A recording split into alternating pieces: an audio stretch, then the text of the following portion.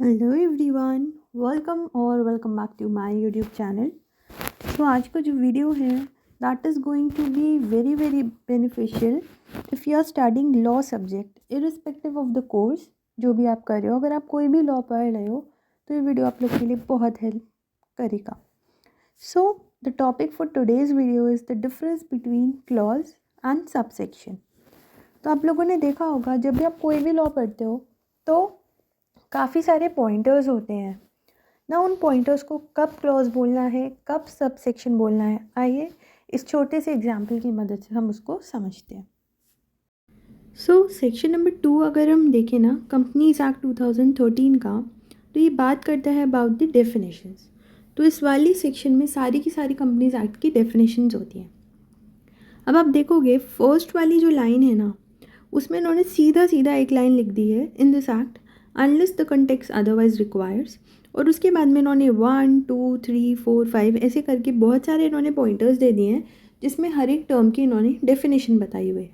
इसका मतलब इस सेक्शन के अंदर जितने भी पॉइंटर्स हैं 1 2 3 4 ऐसे करके ना, तो सारे के सारे पॉइंटर्स एक ही बारे में बात करेंगे, जो कि होगा अबाउट द डेफिनेशन। क्योंकि यहाँ पर इन्होंने लिख दिया कि इस एक्ट में जब तक ये कंटेक्स्ट कुछ और रिक्वायर नहीं करता है तब तक हम इसका मीनिंग यही मानेंगे। तो इसलिए यहाँ पर आप कह सकते हो कि इन सारे के सारे पॉइंटर्स के बीच में ना एक टाइप का एक ही टाइप का रिलेशन है। दैट मीन्स हर एक पॉइंटर मीनिंग की ही बात कर रहा है। ऑन दी अदर हैंड, अब मैं आपको अगर एक दूसरा सेक्शन दिखाऊं तो ये है सेक्शन नंबर 3 कंपनीज एक्ट 2013 का ही। अब इसमें आप देखो पॉइंटर नंबर 1 जो है वो बात कर रहा है अ कंपनी में be formed for any lawful purpose bye ABC ऐसे करके इन्होंने यहाँ पॉइंट दे रखे हैं। फिर उसके बाद में जो नेक्स्ट वाला पॉइंटर है, पॉइंटर नंबर 2, वो बात कर रहा है कि जो कंपनी सबसेक्शन नंबर 1 में फॉर्म हुई है वो कैसे कैसे उसकी लायबिलिटी रहेगी। दैट मीन्स वो कंपनी जो है वो लिमिटेड बाय शेयर्स होगी, बाय गारंटी होगी, या अनलिमिटेड कंपनी होगी। तो इस तरह से ना दोनों ही पॉइंटर्स अलग अलग बारे में बात कर रहे हैं। पॉइंटर नंबर 1 अलग बात कर रहा है, पॉइंटर नंबर 2 अलग बात कर रहा है। तो अब यहाँ पर ना कोई भी एक तरीके का रिलेशन नहीं है, यहाँ दोनों ही पॉइंटर्स अलग अलग हैं। तो इससे आप क्या कंक्लूड कर सकते हो कि जब भी दोनों ही पॉइंटर्स या सारे के सारे पॉइंटर्स जो हैं, पहली वाली लाइन जो है वो बता देगी किसके बारे में बता रहे हैं और बाकी सारे पॉइंटर्स उसी के बारे में बात करेंगे, तो उन पॉइंटर्स को हम बोलेंगे क्लॉज। और अगर एक सेक्शन के ऐसे पॉइंटर्स हैं जो पहला पॉइंटर अलग बता रहा है, दूसरा पॉइंटर कुछ अलग बता रहा है, तीसरा पॉइंटर कुछ अलग बता रहा है, उस केस में हम उन पॉइंटर्स को बोलेंगे सब सेक्शन। ठीक है।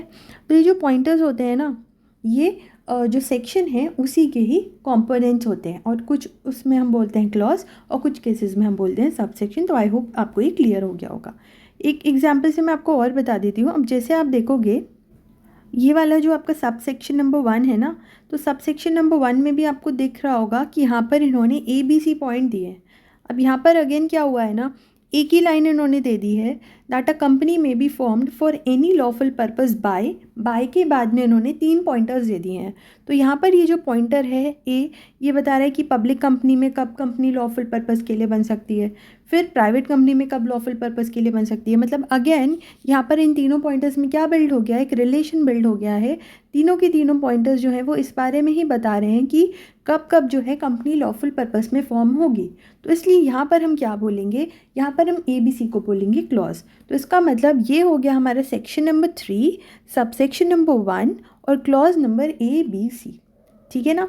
इस तरह से जो है हम रीडिंग करते हैं सेक्शंस की, क्लॉजेस की। मतलब इस तरह से हम कंपोनेंट्स को नेम करते हैं, ईदर इट बी क्लॉज और it will it be sub section. ठीक है ना।